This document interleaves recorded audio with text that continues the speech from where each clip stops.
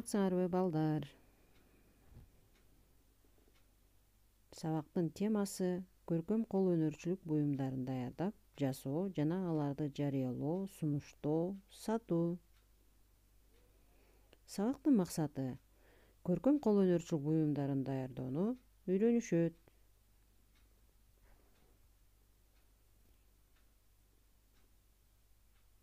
Логикалык ой жүгүртүүлөрүнө түрткү берүү.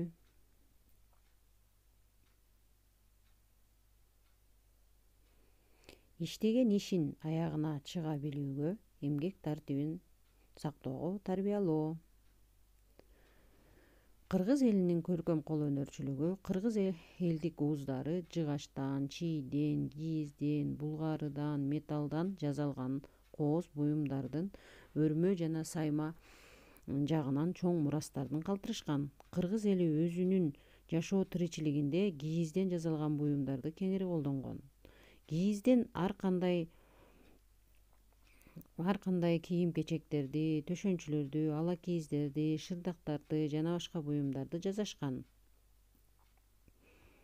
Кол өнөрчүлүк бул кыргыз элинин кол эмгегине негизделген майда өндүрүш, ири машина инструкциясы пайда болгонго чейин эле өнөр жай буюмдары колго жазууга кол өнөрчүлүгү байыркы заманда эле пайда болгон.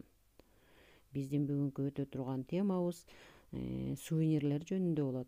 Жана макраме боюнча дагы маалымдарды үйрөнөсүңөр. Мен ошолор жөнүндө айтып берем. Текстил өнөрүндөгү байыркы түрү болуп саналат. Токуунун негизги принциби мүшөк же түйүн болуп эсептелет. Маркаме Кытай мекени болуп эсептелген. Тажрыйбалуу колдо болгону реалдуу чыгармаларда жарата алат. Ал эми өрүү аябагандай жөнөкөй ыкмасын билүүгө болот. Макраме бул аркылуу мүшөк түйүндөр негизинде өрүү ыкмасы. Бул саймалуу байыркы түрлөрүнүн бири болуп саналат. Азия өлкөлөрүнөн болуп саналган тамырлары бүгүнкү күнгө чейин сынашып көп популярдыкка ээ болгон. Дүйнө жүзү боюнча сиз менен токуу ыкмаларын биле алабыз деген көркөм мектеп ачылган. Макраме жипчелери эки түрдө колдонулат. Биринчи иш база, экинчи болот. Алкакты иштеп жип монтаждоо үчүн талап кылынат. Ал үчүн катар талаптар бар. Биринчиден, негизги жип иштин туурасын ашып оптималдуу узундугу болушу керек. Аны байлап базасына кадалган болчу. Андан ары материалды талап кылынат. Тоосуна тилкеси, үч мончоктору менен казыктарын, рулетка, кайчы. Өз колу менен токуганга техникасы токуу үчүн башталгыч ууздардын жана кадам керек. Бул жергиликтүү жана түшүнүктүү тил менен жазылган. Ал эми бир сүрөттөө менен коштолгон макрамени үйрөнчүктөр үчүн атайын китептер, видеолор керек. Токуушчу токуганга башталгыч гана болуп негизделген семинарлар эмес, тапса болот.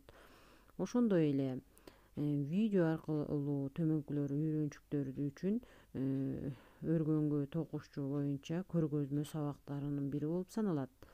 Диаграмма өзгөчө ромб кантип кошууга үйрөнчүктөр үчүн толук видеонун жардамы керек. Аны окуп үйрөнүүдө гүл салгычтарды салып токууда ар кандай түрлөрү болуп саналат. Алардын түрлөрү 6га бөлүнөт экен.